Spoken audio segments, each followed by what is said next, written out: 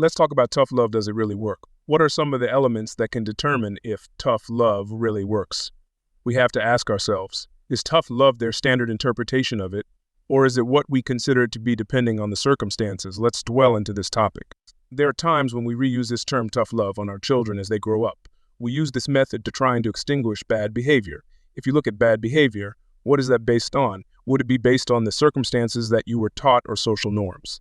That is the question. Love does not have the power to change a person's state of mind or control their negative behavior.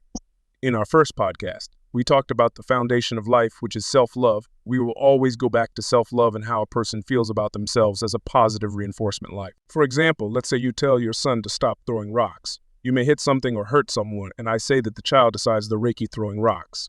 Then you have to decide what is your recourse. What is the tough love that you're going to implement to change in your mind of negative behavior?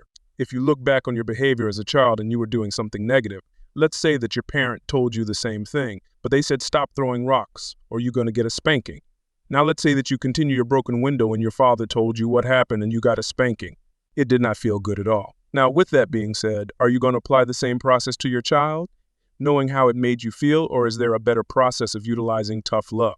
Sometimes we have to think outside the box. It doesn't have to be negative or positive. Hopefully the outcome will inform the child not to go down a negative pathway by helping them understand and instill in them a better positive process. Now, I'm not saying that that may work. What I am saying is that there are other alternatives to using tough love on your child. On one occasion, I did have to space my child lightly, of course, but it was effective. There are times when you may need to, and there are times when you may not. Every situation is different. Although you may need to show tough love to the child, it may seem tough even to you. It may seem tough, but it has to come from the perspective of love, support, teaching your child a positive environment in which to flourish in the future.